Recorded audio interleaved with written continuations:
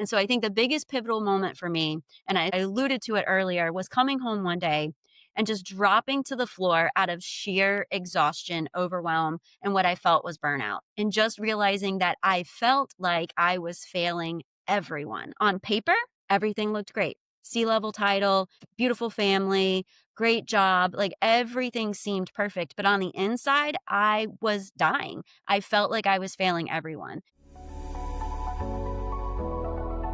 Welcome to A Founder's Life. I'm your host, Leo Gestetner. On this show, we dive into the real stories behind the highs and lows of entrepreneurship and how we pursue a more balanced and meaningful life along the way. This podcast is sponsored by Thankz, helping founders like us scale with reliable remote talent.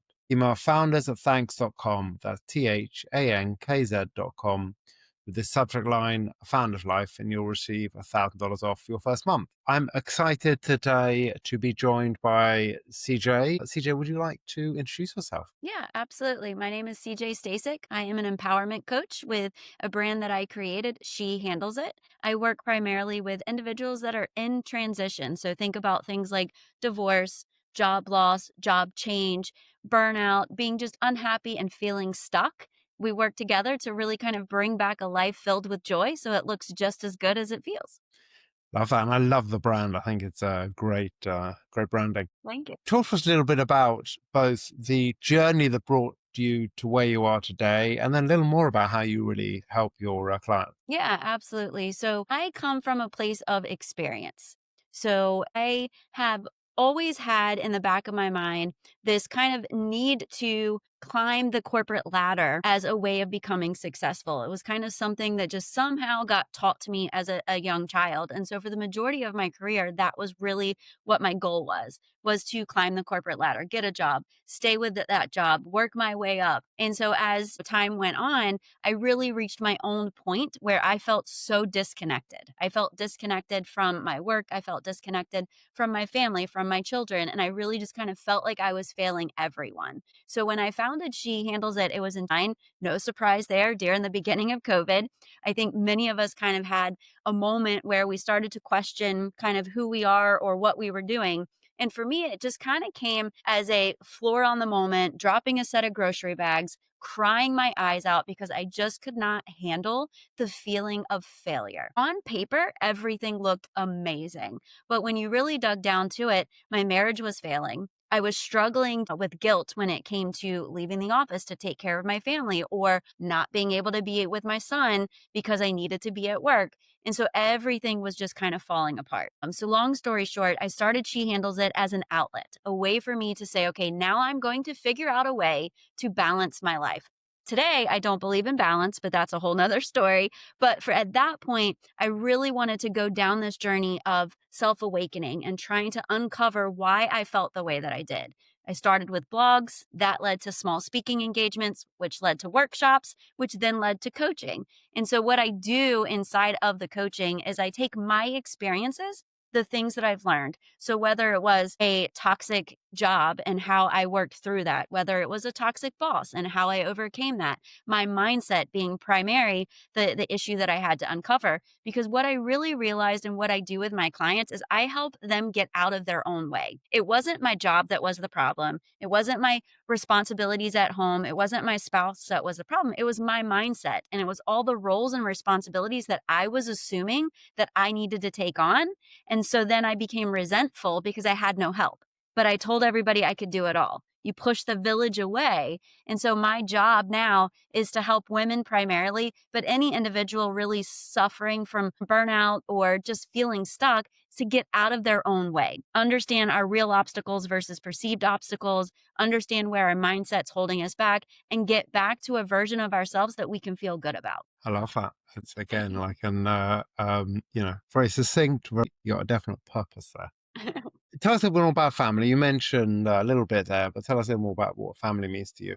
Yeah, so family has always been incredibly important. And oddly enough, when I was fairly young, I left home. I started just taking care of myself right out of high school. I would say lucky today, but I wouldn't say lucky back then. But I had to fly on my own. I had to learn how to navigate. And so now today, family is incredibly important to me because I so very quickly flew the nest, walked away from my family. I now live thousands of miles away. I'm the only member of my family that doesn't live in the state of Florida. I'm here in Pennsylvania. And so when I started my family, even in a marriage that was very difficult, I latched on. I wanted to build that family. I wanted to be the best wife I could be, the best mother that I could be. And fast forward to today, I am now in a marriage in which I can tell you I have found my true soulmate. We are so connected. We are on so much on the same page with everything. And we do put our family first. And we integrate our work and our professional lives in a way that allows me to show up the right way in all aspects of my life. I no longer feel guilty cooking dinner at 6 o'clock because I'm not online and answering emails. I no longer feel like I'm leaving my children when I do have to go to an event like I have, tomorrow. My husband can pick up that slack and, we're a team. And so that feels really, really good. I'm able to support my children in a way that's authentic to me. And I'm also able to support my spouse and still have the type of career that I want to have now that it's more integrated. And what does health look like for you? Oh my gosh, it's mental health, it's spiritual health, it's physical health. I am like all encompassing. Just to kind of give you an example, I start every single day with yoga. I want to move my body, but I want to move it intentionally. I end every morning routine with meditation. And then I'll just show you, I have these tiny little Buddhas everywhere that just remind me to think about what I'm grateful for. Because I do believe that our mind, our body, and our souls all have to be healthy in order for us to live a healthy life. And so I build those little things in. Journaling is wonderful, but let's face it, not everyone every single day wakes up and is able to sit down and journal, whether it's getting your children off to school, no matter what it is. So the little Buddhas just remind me to take care of that version of myself. The yoga gives me the opportunity to work out really hard, or if my body needs it, to work out a little bit more restfully, more intentionally, more restorative, or whatever the case may be. So I like to, intertwine it all together, but I'm a very active person. I think when you and I first spoke, we talk about it. I'm hiking, I'm kayaking, like I am an outside person, and nature fills my soul. And so when we talk about being healthy, body, mind, and soul, nature is one of the best places that all three of those can happen at the same exact time. And so it's amazing. But yes, it's one of the core things that keeps me going today. I'm so on the same page there, I think, both in terms of body, mind, and soul, and in terms of nature. It wasn't till I left London that I realized how much I need nature, I need sun, I can't be Even in that sort of Yeah, even cloudy. grounding. Yeah, grounding is like one of those. My daughter's 9 years old, and I told this story not too long ago, but homework was always really tough for her. She's a great student, she's super smart, but once she leaves the schoolhouse, it's like school's over. And so getting to do homework was a very difficult thing. Like she's ADHD, so her brain is always going. And so we're able to say, instead of getting frustrated and becoming impatient, the old version, CJ 1.0, who would be ready to just scream and be really frustrated. I'm like, hey, let's just take a break. Let's go outside. We both go out barefoot.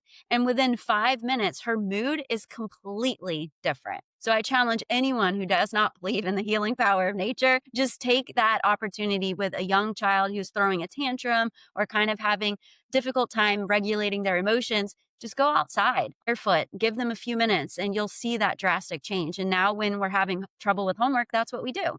And so I'm able to teach her those things that have helped me as an adult. Like you said, we need sunshine. We need to feel the air. We need to feel the grass, or the earth beneath our toes. All of that is how we were intended to be as human beings. So getting back to that is a core for emotional regulation. Makes complete sense. And what do you like to do for fun? Hiking, kayaking. And actually, my husband and I were turning our property into a small farmstead. So we have chickens, and just very recently, we brought two goats home. So we enjoy spending time on the property, cleaning it, putting it all together, and kind of joking and talking about, what's going to be next. So all of the farm animals all have names that are starting with G. So I've got two chickens. and 2 goats. And we're like, yeah, we got the 4 Gs. And so now the next thing that we're planning for is potentially miniature donkeys. And so we've got the names all in order. So it's fun and it keeps us active because we're outside and it just brings me back to my roots, which also feels good. And are they outdoors all year round? They are. Yeah. So they're outdoors, but we've got heat lamps. It's okay. I know we're in an area that gets cold, but yeah, we have heat lamps that are inside the coop and inside the goat shed and all of that kind of stuff. So yeah, they're outside, but they are definitely pets. I mean, my chickens run to me because they want to be picked up, they want to be cuddled, and now the goats are fairly new and they're getting into that same routine. So it's just really nice. I grew up on a ranch and now I live outside of Philadelphia, so I'm able to show my kids both the hustle of city life and kind of the pace and the ability to make money and choose careers, that work for you, but then also bring them back to how I was raised and being in touch with nature and animals. So it's just, as a mom, it feels like such a huge win to be able to do that for my kids. Now, I know you don't believe in balance, but my definition of balance is really that center line. So it's when I say, what does a balanced life look for you? It's not a permanently imbalanced because none of us are permanently imbalanced, but it's overall, what does a balanced life look like for Yeah. you? Or whatever definition you want to give it. Yeah, so I think when we spoke before, I told you like my idea of balance is more of an integration. So I believe that there are seasons in our lives, and some seasons we need to be more present as a parent. Some seasons we need to be more present as a spouse, and other seasons we need to be more present within our career. And so what balance looks like for me is that ability. The ability to say, I'm not going to be able to spend 10 hours today in front of my computer because my husband is going through something and I need to be able to support them. Or I need to be able to end my day today at 2 p.m. because my daughter has a swim meet and I want to be able to get there early. And so that's what balance feels like for me, is that I don't have the pressure, I don't have the guilt, I don't have the stress of not being able to be present in whatever area of my life I need to be present in. And let's face it, there is a season for everything. There's a time in our lives where we do have to hustle, where our career takes number one priority. Everything else has to take the back seat.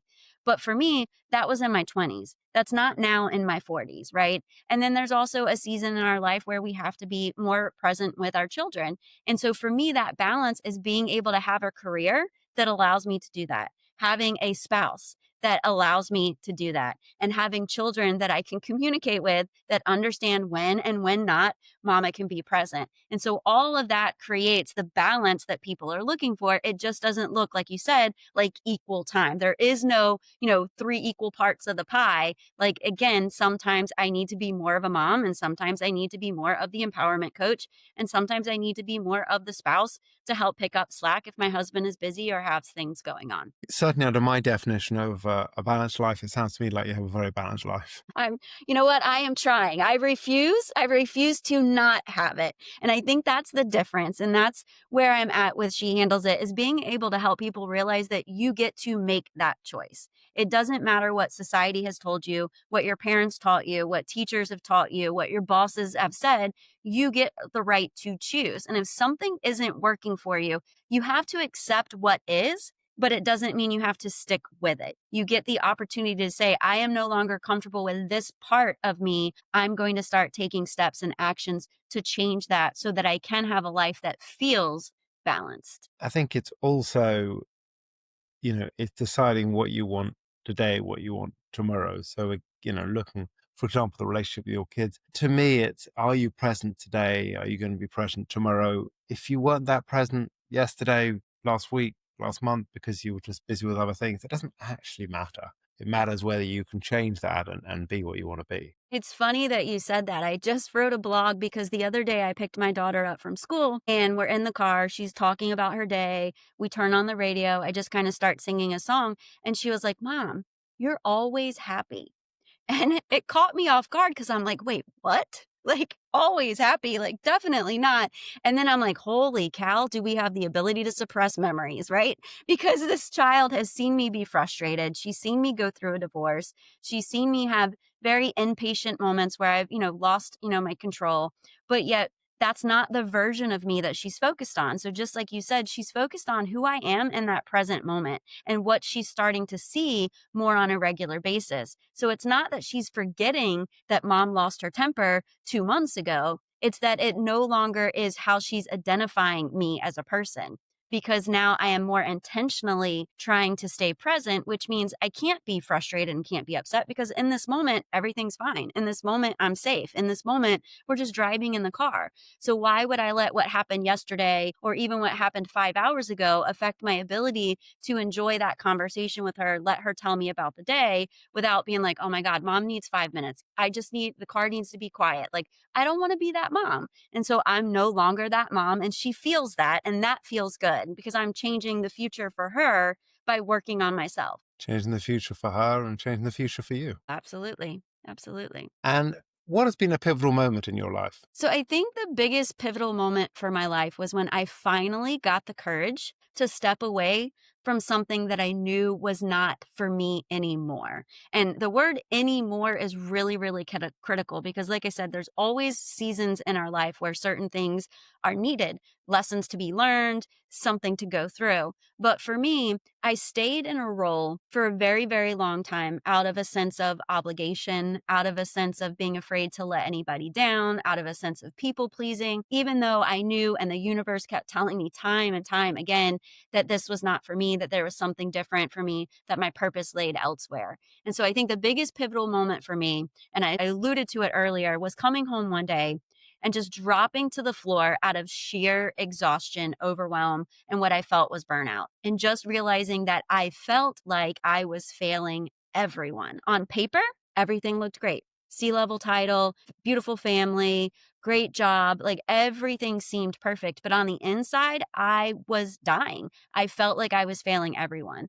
And so for me, I had to come to terms with not what other people had done to me or what experiences that I was going through, but more so what I was allowing to happen because it was me. I am the one who gets to draw the boundaries. I am the one that gets to say no. I'm the one that gets to say yes. And so I needed to recognize myself as a people pleaser, as an overproductive person, addicted to task lists. Like I had to go through getting rid of, instead of saying they want me to do this, they are narcissistic, they want me to become this person. It was more like I doing too many things. I am checking off task lists because that's how I validate my worth. So it was that shift in mindset that was that big moment. And then that didn't make me quit my job overnight. Even though I knew the job that I had was not my future job, it wasn't an overnight change. It was a small shift.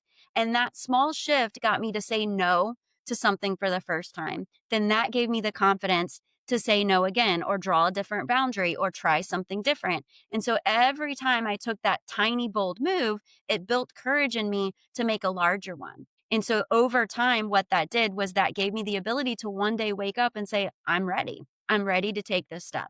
I stepped down as a CEO. I walked away from an almost 13-year career to focus on She Handles It and my coaching practice because that is where alignment was for me. And when you are aligned with what you're supposed to be doing and what lights you up, you don't feel overwhelmed. You don't feel burnout. You can still feel stressed on a heavy day, but you don't feel burnout because you're doing things that make you happy. And that is the biggest difference because you don't feel like you're working. So when people say, do what you love, you never work a day in your life, it's not because you want to get up every morning and go to work. It's because you're doing things that make you're passionate about. You feel joy. Your cup is filled when you are aligned. Therefore, you don't feel overwhelmed. And that's how you have people around you that can do 50 things at one time because they're all aligned. But yet you can have a stay-at-home mom who cries every day because she's miserable. It's not because she's not supposed to be a mother. It's just she probably isn't the best stay-at-home mom because it doesn't light her up. It doesn't bring her joy. There's more for her out there than that. I think that leads perfectly into my last question, which is, what's one piece of advice you would give to an aspiring entrepreneur? It is not selfish to put yourself first. And I think that that's the biggest thing is a lot of times we look at self-care as something that we do when we have a time. We look at self-care as something that's just going and getting a massage or getting our hair done or getting our nails done or going out and playing golf. But self-care isn't that. Self-care is giving yourself the ability to have mental clarity, giving yourself the ability to have that well-being of body, mind, and soul. Because when you are aligned and when you are mentally, physically, and spiritually healthy, you don't have the same struggles that you do as when you're not. So, for example, me and my daughter having a car party, singing and listening to music in the car can only happen because I'm present in that moment with her. When I wasn't, it didn't look like that. Instead, it looked like I needed the car to be quiet because my brain was in turmoil. I was still thinking about what I didn't get done that day. So, I think my one piece of advice is just remember self care isn't about being selfish. It is truly about being the best version of yourself so that you can show up as that best version in all the different aspects of your life. Sounds like great advice. And Thanks. how can people find you?